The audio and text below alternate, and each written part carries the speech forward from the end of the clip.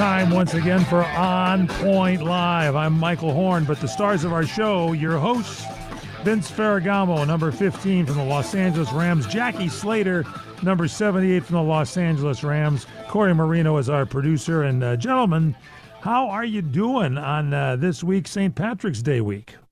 Well, I got my green shirt on, Michael, and Jackie's got his white shirt, but he's in a green background there. I got my black great shirt. Weekend this weekend. Great weekend. Yeah. I'm doing okay here. It's just a little bit warm. As you know, we have a heat wave coming through Southern California, and I had to be outside here. Got a lot of stuff going on around here. So what's going on, Jackie? I just had to You're come doing a lot of outside in the stuff. shade and take care of my business out here. Yeah, you're doing a lot of stuff at the house. We have a little different look for the show this week. Vince is in his study there at Ferragamo Vineyards, and Jackie Slater is out on the playing field there at Jackie Slater Industries. What are you working on there at Jackie Slater Industries there, Jackie? Well, I'm not really working on anything. I just got people working in my house, and I had to be here to let them in and give them instructions as to what to do here and what to do there. Otherwise, you know that you never know what you're going to get when you have people coming in and fixing true. on different things. We're having the kitchen done and just a whole bunch of dust flying around and everything. So even though it's over 100 degrees out here, I feel better sitting out here than in the house breathing all that dust. It is Vince, warm, Jackie. Good thing they didn't turn the electricity off for you because the air conditioning would be off, man. Vince, But it wouldn't matter. I wouldn't turn it on anyway because the dust is flying everywhere. Oh, man. Vince, Hey, we had a good weekend this weekend, Michael. Yeah. Oh, well, my grandson was in a tournament in Arizona, baseball tournament. They your won the tournament. grandkids, both of He had them, right? big hits. Tell Yeah, me the about your RBIs, grandson. you know, at Tell me the about last your grandson first. Yeah, the grandson did a good job, and he plays first base and did a little pitching. But they came through with 11-2 win their final game, so won the championship. He got That was a championship game, right, Benny? championship game. Yeah, come up with the 4 RBIs. That was big time. And then my granddaughter, who the 10 and under, won the tournament in Temecula, Jackie. Sophie won won the tournament, and they had the shootout at the end. So they were in the final game. It was 4-4. They did the penalty shootout. She makes one of the goals at the end. They win 5-4. It was Soccer amazing. shootout. It was fun for the kids. Unbelievable. We got to get her on and do a little interview there. Our show, by the way, is brought to you by our good friends at HarmonyCheese.com. We invite you to get an order in there at their website, HarmonyCheese.com. Mention CRN Talk when you check out. Get 10% off your order. And don't forget to email us onpoint@crntalk.com, onpoint@crntalk.com. Welcome back to On Point Live. I'm Michael Horn with the stars of our show, Jackie Slater and Vince Ferragamo. Jackie, Vince is in his study. We're on remote scenes this week. Jackie is in his yard in the 100-degree heat, and we've already had comments coming in from a Jerry Haynes, the cheese executive officer. I didn't say chief, I said cheese executive officer at Harmony Cheese. He's in Green Bay, Wisconsin, where they've been in a snowstorm, and they're saying, what are you complaining about 100-degree heat and sweating in your backyard, Jackie? I'm not complaining, man. Listen, I'm thankful, man. Southern California is a beautiful place to live. You can't beat the weather. And if you have to put up with 100 degrees here and there, I mean, so be it. Better than being 6 feet under in snow. That's right. And Vince, you played in Green Bay, so you know these storms sneak up on you, but you're in your study there with a fine bottle of Ferragamo Vineyards wine, perfectly pairing it with some great Parmesan cheese, I recall. Am I right? Yeah, we don't have that kind of weather out here, Mike, that that changes so rapidly in the Midwest and in Green Bay. But this warm weather is really creating a lot of growth in the early bud breaking of the vines. So they're shooting up like crazy, and it's warming up real fast. So you were got to pruning. Got to keep watering them grapes. Weren't you pruning the vineyards right now? Oh yeah, they're all pruned. They're all pruned, ready to go. They're bud breaking. They're starting to sprout. And I was in Temecula, obviously, for the soccer tournament this weekend for my granddaughter. But looking at all those vineyards out there, they're doing the same thing. So it's an early spring for us and early bud break. So out in Temecula, we have a long growing season. All right, so let's talk about pruning and development of the grapes on the vine. Talking about development, Jackie, Jared Verse is talking about Devante Adams helping him with his development. He said he became a locker room leader for the Los Angeles Rams. Your thoughts on that? Well, I mean, when you acquire a guy like this guy, I mean, he brings skills as a wide receiver. Devontae does. There's no doubt about it. But the guy's been around for a while, and he has learned how to compete. He has learned how supreme competitors conduct themselves on a daily basis. And if no other reason than to be able to share that with one of his defensive teammates, it makes a huge difference. Because Jared Verse, when you look at him, you see a guy that's extremely talented, explosive guy, and he's bursting with desire to be successful. And all he needs to hear is, the little things. And most of the time, those little things have to do with the way you think. And because he already has the physical prowess, it's just a matter of the way he thinks himself around the football field, both in practice, in drills, and then in the games. You have to be able to free yourself up, let yourself go, roll the dice, take risks in the critical situations, and that's where you really see the special players excelling. And for him to learn that from Devontae is fantastic. Vince, I was talking about you and Jackie today with the people at 590 AM who carry the Rams games. And I was saying, I've worked with you guys for a while, and I see like a second family almost. You guys played some years back, but there's still that cohesive unit when you guys get together with some of your other teammates. You guys lock back into where you were. Are you looking at each other's backs? Did you have people that helped you in the leadership role when you were first starting out? But it seems like you guys really became a cohesive, connected unit. Yeah, that's a good question, Michael, because we've stayed connected all these years. And, unfortunately, we've lost some of our good friends. But as we grow older in age, we become a stronger bonded together, and we do things together. Sometimes we reflect and have get-togethers, if it's at a game or if it's at a function. But just to be able to appreciate one another late in our years, it's a lot of fun. And so, but I do see a lot of similarities to what Devante Adams has brought to the Rams because he's traveled. He was in Green Bay, spent a little time in Oakland with the Raiders, and he spent some time with Max Crosby. So he's giving the information, he's providing that information to a guy like Jared Verse, who, like Jackie said, physically he's off the charts. He's got a relentless pass rush. But how do you mentally process information? And that's what Devante was bringing him to a different level. Right. By him offering that exposure and that interesting teaching maneuver, I think that's just going to add a heck of a lot of more strength to his game. And so I think we're going to see that. Vince, you're absolutely right. And one of the things that I have noticed, and I had almost 2,000 different teammates, and a bunch of those guys were young offensive linemen and young defensive linemen. And I would have guys look at me sometime in awe, and they would ask me, why are you going so hard in practice? And I would share with them, hey, man, I'm chasing the rhythm, the tempo of the game. I know what that is. I know what that feels like. I'm constantly chasing that. And then to see other guys do that and start doing that and then started feeling really good about themselves is a really unique feeling and a really unique opportunity for young guys to grow, as they get exposure to some of the veterans that's been competing for a long time. Jackie, Devante Adams told Jared Verse that he's got to elevate his mindset. And he said, absolutely. Quoting him now, bro, if you want to get to that next level, like where Max is, and he's talking about Max Crosby, or where Max is at, you're going to have to step it up, not even in the way you're doing stuff, but in your mental approach. And that's what you're saying here, I think. Am I right? Absolutely. That's exactly what I'm saying. Everybody shows up at 315 pounds. I mean, everybody is prototypically built to be successful. Every Jared Verse that's built for his position, they show up. But what happens mentally? Are you going to show up and be, lackadaisical? Are you going to show up and just wait until the opportunity comes to use your quickness? Or are you going to show up to dominate people? And I think that that's the difference in the young guys and the real veterans. They show up to dominate all out football, playing all out football at their skill positions.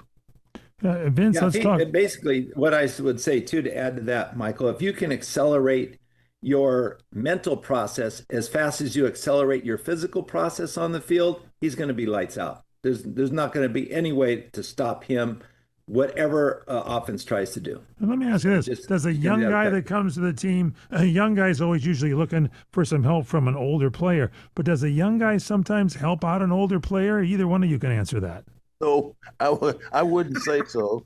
The only thing that a young guy is going to do is make you envious of his athletic abilities that he doesn't know what to do with. There you go. All right. Hey, slow down, boy. You got to tell him to slow down a little bit on practice. By that time, you want him to slow the roll a little bit. Right, exactly. Take it easy, man. Where you going?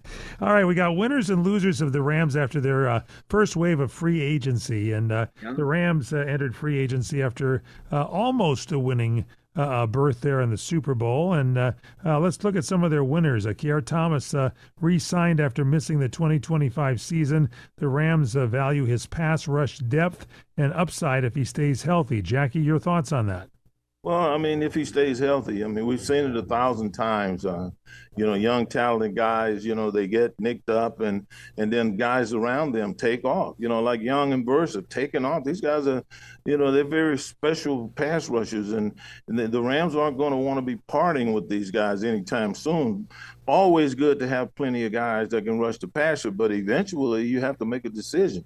Do I need an extra pass rusher, or do I need an extra offensive tackle? Do I need an extra pass rusher, or do I need to add a safety or a linebacker to what we're doing over here? So, I'd like to see the young man get better and get well and do his very, very best, because it's always an advantage to have multiple pass rushers. But if you got to move guys, he's going to probably be a guy you have to move, because you can't get rid of the other two young players that are excelling right now.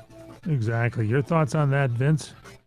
Well, I think the big winners in the Rams in their trades here before the free agency market was Trent McDuffie and Jalen Watson. I mean, in the secondary, those two guys are going to add a huge punch for the Rams defense, especially in coverage.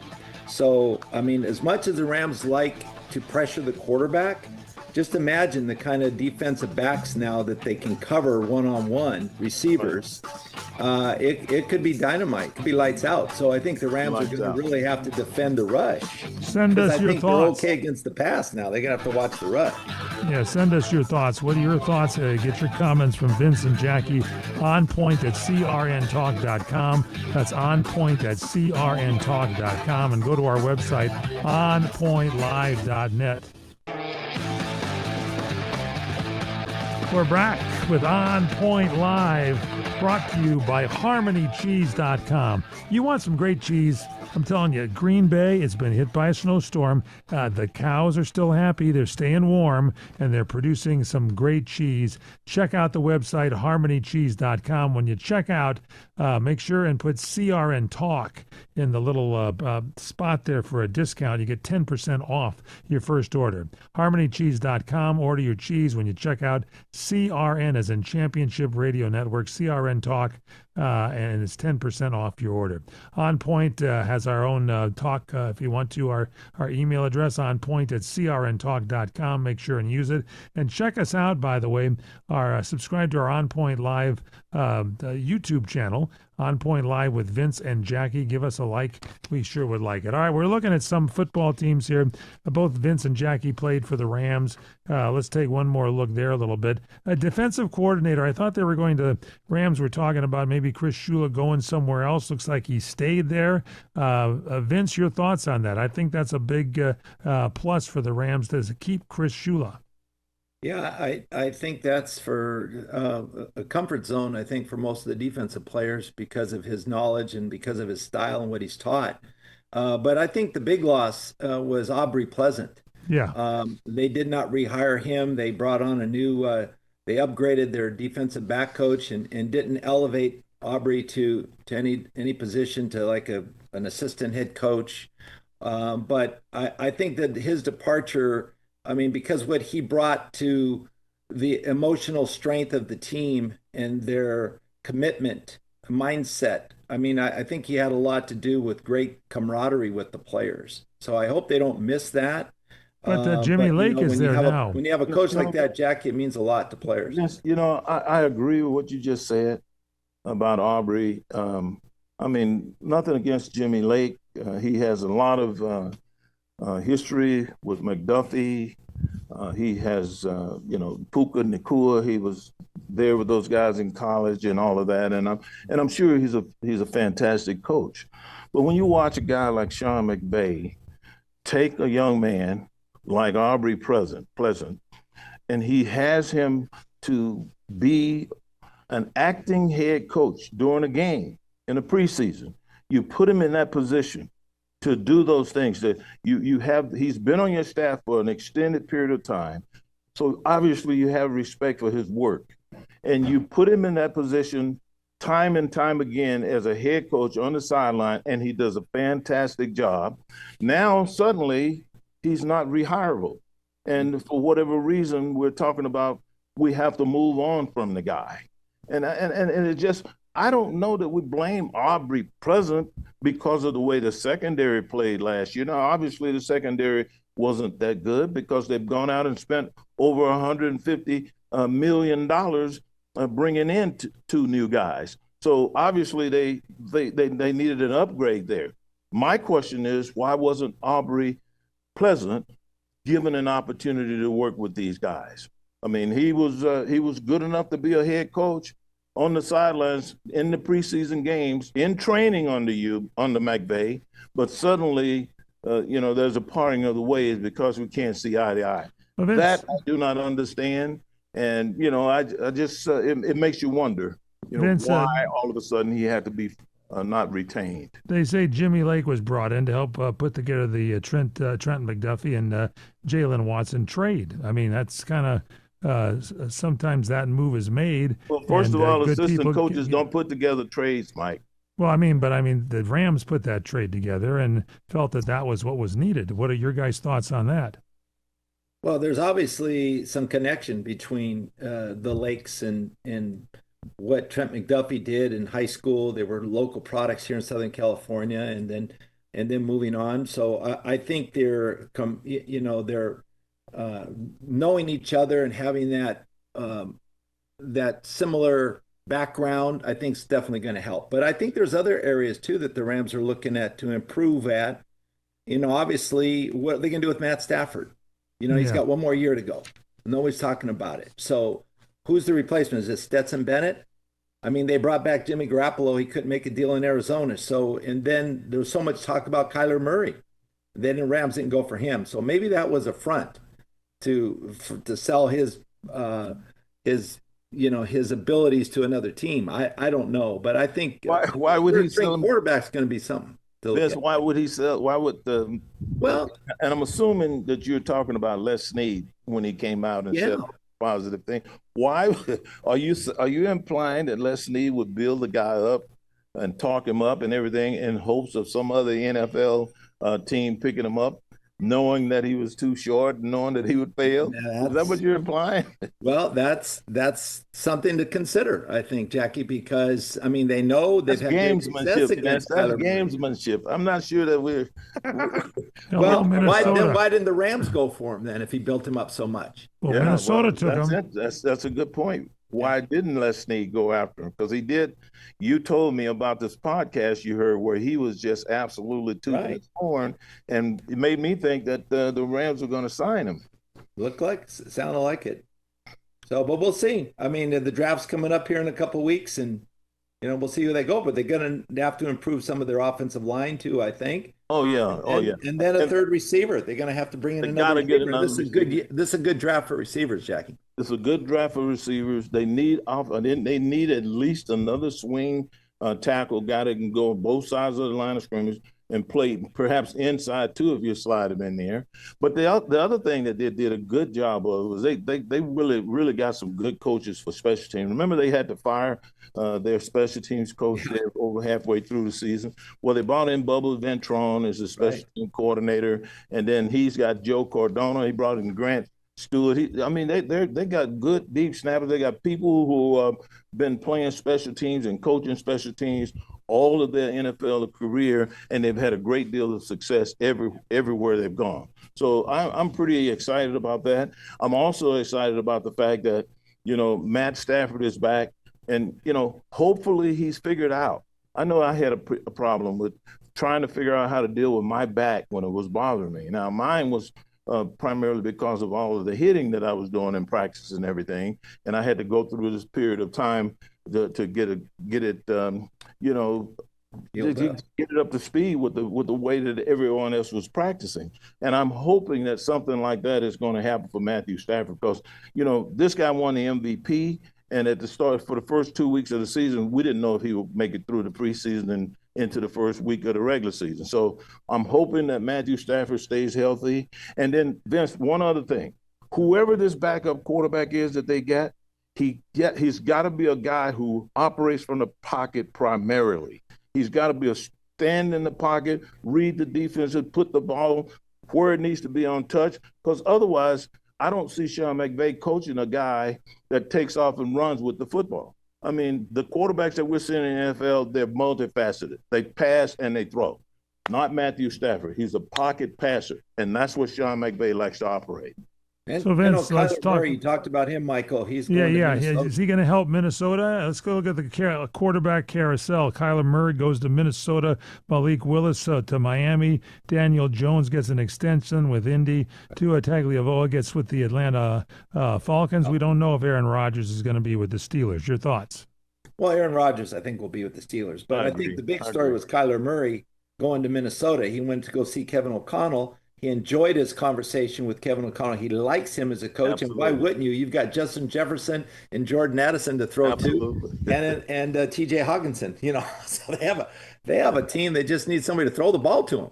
Absolutely. So, whether it's in the pocket or rolling out, these guys are sharp enough receivers that they'll know how to fit right in. But they got to have somebody to throw to them because they can't have another year like they did last. So it's the sky's the limit there. We'll see how he does, but maybe with good coaching, as Les Snead alluded to, that if he has good coaching, he might be a better quarterback. And Vince, it's funny you said that because Kyler Murray left the meeting with the head coach at the Minnesota Vikings, and he was totally elated about the fact that he was going to be there. You said it, Vince. A year ago, two of the top paid wide receivers, maybe the top paid tandem of wide receivers in all of pro football, spent much of their time sitting on the bench, sulking and pouting because the ball wasn't being thrown to them. And you know how they dance and like to be jubilant and have a good time? None of that was happening in Minnesota. So if they convince Kyler Murray to come there and he thinks that he can make Kyler Murray a pocket passer and get the ball in these guys' hands, look out for the Minnesota Vikings because they're loaded everywhere else. Yeah. All right, let's look out for the Los Angeles Chargers, Jackie. They've built a top 10 NFL roster. They got some free agency moves there. And what do you think? The Chargers under Jim Harbaugh has 22 wins in 2 seasons, 2 playoff appearances, but no wins past the wild card round. What's going to be happening this year? Well, they definitely got to get. The thing that I like about the Chargers is how much fun they seem to be having. The head coach, he doesn't take himself too serious. Harbaugh just, he remember what it was like to be a player in the National Football League. He understands the pressure that guys at all of these different positions are feeling, and he doesn't make it complicated for them. He keeps it light, but he also keeps it very competitive. He's done a good job. He's changed his coordinators. He's got some guys that can come in, he thinks, and adhere to what he wants to do. What he wants to do is to run the football down your throat, first of all, and kill you with play action pass. Now, that quarterback that they have, Vince, you know as well as I do, is one of the best in the National Football League. But he got his brains beat out last year because he lost Alt and Slater, both their tackles. They're 2 of the best in the National Football, certainly the highest paid tackles in pro football. But when you lose those guys like that, and your quarterback Herbert takes a beating like he does, now you have to rebuild. You have to re-energize these guys. And I think Harbaugh has done that. He brought in new coaching leads at the offensive coordinator position, at the defensive coordinator position, and both those guys are young, energetic guys that can stimulate. They can stimulate a team. So I'm looking forward to running things down your throat. How about some Harmony cheese down your throat? That's delicious. Go to harmonycheese.com, put in your order. It's On Point Live. We'll be right back. And we're back with On Point Live. Vince Ferragamo and Jackie Slater. Every week, heard it this time. Don't forget, we're a podcast for you. Get it at all your favorite podcast platforms. Just search On Point Live, or better yet, on your smartphone, just dial pound 250. It's a phone number, pound 250. Hit send. When the call is answered, say, find my podcast. When they ask you which one, say On Point Live. Let's go take a look here, Jackie. You were mentioning a little bit more here on the Chargers. What about these key additions of coaches with Mike McDaniel and Chris O'Leary? Mike McDaniel he's a bit of a stoic personality, but my understanding is that when Mike McDaniel's talk, he's like the E.F. Hutton commercial. People listen real hard because you sense right away that he's a real bright guy, real smart guy, and understands how to take advantage of defensive personnel and defensive scheme. And if you want to be successful, and you know this as an offensive player, this is what gives you the ability to play your very best, because you know your coach is going to put you in the best situation possible. Now, Chris O'Leary, on the other hand, this guy, he's 34 years old, 33 years old, right in there. He's young, he's energetic. He's the type of guy that goes to the practices and walks through the defense while they're executing against the offense that's been presented to them, and he's talking and coaching everybody. He's talking and coaching everybody. He understands how he wants his defense to function at all times. And two of his very top requirements is that you show up and that you pay attention and you give all the effort that you possibly can. And that's what you want in a coach, especially on the defensive side of the ball, walking through those guys, the rank and file, and talking to them and coaching them every step of the way. He's got a lot of energy that he brings to the table. Your thoughts on that, Vince? Yeah, well, I think coaching is a key factor, Mike. The Chargers have won 22 games the last 2 years. Okay, and I told Jackie last year, I think the reason why the Chargers were deficient is because their offensive coordinator and Greg Roman. Okay, I just didn't believe that he was going to create the game plan necessary to win big games. And this guy, Mike McDaniels, who comes in, is a strategic kind of coach. Absolutely. Okay, and this is an improvement. This is what Justin Herbert needs. You just can't tell a quarterback, hey, when all else breaks down, just run. No. That ain't gonna work. That is a that'll get you killed is what that will. Or just, intuitively you have to be able to process stuff. And then Justin Herbert's got to win a playoff game. And Mike McDaniel is going to bring that particular playbook with him to be successful in those big games. Hey, Vinny, let me ask you a question. Vince, let me ask you a question. How many times do you think Sean McVay says to Matthew Stafford, if it breaks down, just take off running? Well, he definitely told that to Justin Herbert. That's the only place they could make any yards off of. That's true. That's true. Yeah, exactly. Good point. I think he's going to experience a level of sophistication that's really going to even surprise him. Yeah, that's good. He's 0-3 in playoff games, and that's, I think, a big change they got to make. Jackie Slater, Lakers surging here in the past week or so. 9 of their last 10 games they won, including a 6-game win streak. Recent victories over the Denver Nuggets, the Timberwolves of Minnesota, the Houston Rockets. This new management team may have turned up the flames a little notch on the Lakers. Your thoughts? Well, if you talk to anybody, if I talk to anyone who's following the Lakers or covering the Lakers, the first thing that they want to say is that the Lakers are not a good defensive basketball team when it comes to LeBron, when it comes to all their top 3 players. They just don't play great defense. But you got to look at what they've done. These guys have won a lot of games, and they beat a lot of people. Some people think that if they play Denver or Minnesota in the first round, they're going to be eliminated. I don't know if I agree with that. I think the Lakers are playing their best basketball right now. I think they're getting contributions from all of their players in every aspect of the game. Their bigs are playing well. They're getting after the ball off the boards on the offensive side of the ball. They're getting after the balls off the boards off the defensive side of the ball. They're blocking shots, getting rebounds, and they're scoring. So to me, the Lakers are a good enough basketball team to beat anybody. And I don't know about Denver and all of that. I hear this talk, this rhetoric going through Southern California, like the reigning MVP is going to dominate the Lakers. I don't see that happening. I just don't see that happening. I see the Lakers growing and getting better and better as the season goes along. I agree, Vince Ferragamo, your thought about that? Lakers playing their best basketball? I think the Lakers are playing better basketball right now, Michael. They held the Nuggets to 92 points. They beat them by 8 points. Kevin Durant turns the ball over, gets the ball stolen, gets picked. They double cover him. They have nowhere to go with the basketball.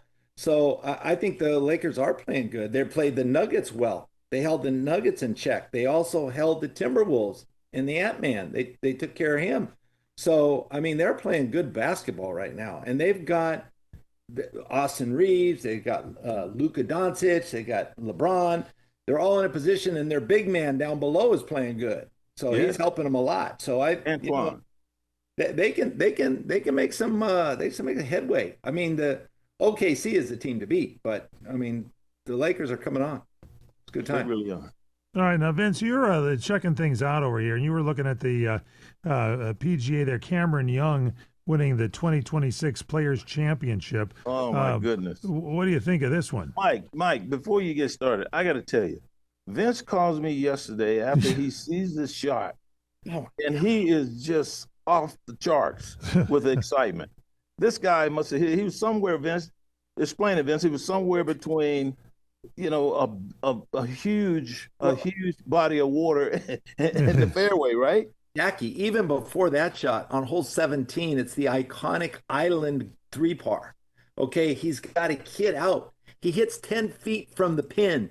He makes the putt for the birdie. Now he ties it up. And then he goes to 18 at the Sawgrass, TPC Sawgrass tournament.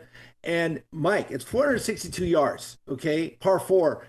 They have a lake on the left side, and they got a narrow fairway on the right side. And he comes out and hits one of the longest drives ever in the tournament, or even on that golf. How long was it, Vince? How long was it, Vince? 375 yards, Jackie. He only had 87 yards to go up to the green. So he hits a ball 12 feet out. He misses the putt, but then he pars the hole, and he beats Fitzpatrick because Fitzpatrick couldn't have the drive like he had, and he had a bogey on the hole. So he wins the match. And the fans on 17 were going berserk when he hit that putt. It was exciting. It came right down to the last 2 shots, Jack. I remember you talking about this. He went by 1 stroke. I mean, that's how close golf is. Yeah, Vince, you were so excited about that yesterday when we spoke, man. I said I got to go see the reruns. So I went and found it, and sure enough, it was fun to watch. Everybody was raving over the shot that he made. Hey, Mike, what was really else was a lot of fun was the tennis tournament at Indian Wells. Yeah, you were taking in some real sports out there with he was. Yannick Sinner or something. The BNP Paribas tournament in Indian Wells, and it came down to Yannick Sinner and Daniel Medvedev. And these 2 guys played lights out. I don't know if you guys watch a lot of tennis, but I mean, these shots that they were returning to one another were like lightning fast shots. They were clearing the net by about an inch. That's how low they were. They were driving the ball, touch shots, coming up and making great shots. Sinner is just that good. I mean, he's beat Medvedev, 11 out of the 12 tournaments, but I mean, it came down to double overtime, Jackie. It was like 7-6, 7 for tiebreakers. He had to win. And in the last tiebreaker, it was 0-4. He was behind by 4 games. He had to come back from behind, and it was unbelievable. And you know, the best part of it is they're so classy, these guys. It's almost like Roger Federer. You know, they get up on the mic and they honor one another. Was thanking everybody. They honor one another. I mean, it was, yeah. I mean, these guys are class guys. They weren't going crazy full of emotions on the court. They just played hard. Great, great. It was some of the best tennis I've seen in a long, long Jackie, time. You know, Jackie, Vince, the thing it doesn't the sound thing that like it, kind of but surprised me. The thing that but- really surprised me was I expected, and I think a lot of people expected Carlos Alcaraz to be in the finals at this particular tournament because he had been kind of hot. But as it turned out, Medvedev played lights out, Jackie. He to played beat him. lights out. I'm telling you, it's the best I've seen him play ever. now So, Yannick Sinner, just so we get this straight, Vince, he's Italian, is that correct? Yes, sir. Jackie, Well, there you I mean, go. That's why he why got do I'm you not what- saying it just because Why he's else do you Italian, but think he's Vince just good. keeps- You know, why do you wait, think wait. Vince You know how keeps tall these so guys tall? are, Mike? How He's tall? 6'3", and he is athletic. He can move all Very over. athletic. Okay. Then you've got Medvedev, who's 6'6".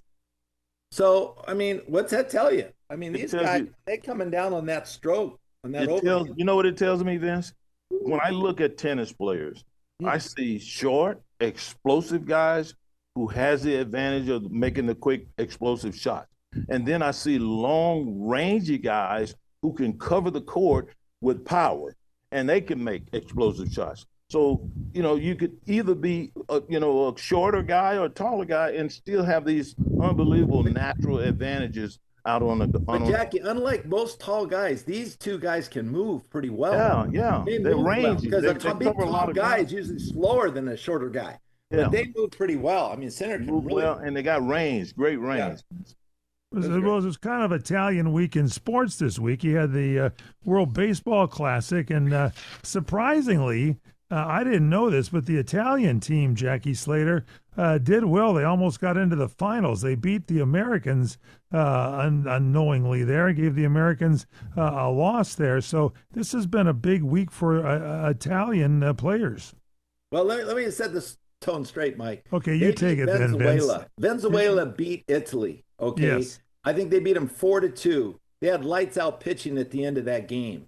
I mean, but the Italians were just dominating everybody. They Until were. they went into this team. And Jackie, you know how if you play well as a team and you're close knit, like Venezuela was, they were just pulling for each other, and it was so like they were like best friends. They were. It really showed up. It did. You know, the U.S. bullpen, I think, showed up too, Vince. Tyler Rogers, Griffin, Jack Griffin, David Bednar, Garrett Whitlock, and Miller. They allowed no runs over the final 4.5 innings or so in their ball game. So, and then Aaron Judge made a key defensive play by throwing out what was it, Tatis, trying to advance to Tatis. first. So there's one of the things that we can rest assured of. The Americans showed up to play. They didn't go there just to be in the tournament. They showed up to try to win it. Well, and then there was questionable calls too on the strike zone. The balls were a little low. One, you know, right? But when it's 2 strikes, you got to swing. Yeah. Got to Yeah, swing. You can't look for the walk. I mean, if it's close, the umpire might call it a strike. And That's right. I mean, but you know, they didn't complain about the call. It's just the way it. Aaron Judge, Vince said that it's more fun, he thinks, in the World Series. Are you having more fun watching it than the World Series? I don't know about that, Mike. I But don't this know is, about I mean, that. this, you know what makes it exciting is it's country to country. And a lot of the same players play here in the United States, but they go to their home country and they play for them. It's kind I of have fun a to little watch. bit of a problem with here and there. Yeah. I have a little bit of a What's problem the with that. problem? You I've still said got it. that problem, Jackie? Yeah, just a little bit. I mean, come on. They're taking guys. the money from the baseball and the National League and the American League, and now they're playing for their home Don't we teams. want to brag about Shohei Ohtani being a Dodger? Exactly. Come on. But there's only so many players on the team, Jack. You only can have 22 guys. I mean, you know, I they're loaded with talent. I understand that. And also being loyal to your country. He sold his rights, right, Jackie? He sold his rights for cheering. That's it. Let's take a break and talk more about that when we come back. It's On Point Live. Vince Ferragamo, Jackie Slater. Check us out at onpointlive.net. Onpointlive.net. Email us onpoint@crntalk.com. Onpoint@crntalk.com. What a show. On Point Live. I'm Michael Horn with Vince Ferragamo, Jackie Slater, our producer Corey Marino, and NCAA is rearing its head here. Vince, Jackie, your thoughts and picks? Well, Jackie, I don't know about you, but the East, I mean, there's so many good teams here in NCAA college basketball, but this men's bracket is stacked. I mean, I like Duke. I've always liked Duke. I think they're strong in the East. I can't. I mean, I think St. John's has got an outside shot. In the West, I think I like Arizona. Arizona's pretty darn good, and maybe Gonzaga would be a sleeper in that division. Don't forget UCLA, but they're on the East too, so they're playing in the East, so they have a shot. So we'll see there. What do you like, Jack? Michigan. There's just something about when you see a team lose like they did when they played Purdue. I mean, I think that Michigan is going to be the team to beat in the tournament. Then, so it's just something about that team that everything they do is. Did you see how hurt they were after they lost that game? Did you notice it? Yeah, I didn't see that, but I mean that says a lot about the way they want to play the game. It says it speaks volumes. It really does, and I don't know that they're going to be losing any more games now. Relative to the girls, I mean, I don't. We have to talk about that next week because there's some good. Yeah, some good teams there too. UCLA is an awesome basketball team right now. Going to be hard to beat, but it's just something about that Michigan team that I think is really special, and I'm going to be watching them closely throughout this tournament. And then the South, don't forget, you got Florida, and you also have who's the other? Houston down there too. Yeah, Houston, Florida. Yeah, they got a shot too. So there's a lot of good teams. There's another SEC team. I like Florida. I think that's good. Arizona also. Corey Marino, you got any thoughts on this? Yeah, I like Florida. I think Michigan's going to do well as well. And, so it's probably either Florida or Michigan or Arizona. One of those three for me. We'll have more next week. Hey, Corey, I want to ask you, because I know you watch this very closely. What is it about Michigan that I'm seeing that I think is really, really special right now? They play with a lot of heart, and they play defense physically. So you probably like seeing people bash each other around and be like, remind you of football. They make you earn everything. I don't know about you guys, but I'm going to get some Harmony Cheese at harmonycheese.com. Feed myself a little bit and get ready to watch some basketball. Don't forget, when you check out from harmonycheese.com, put down CRN Talk, 10% off your first order. What do we always say? Stay on point.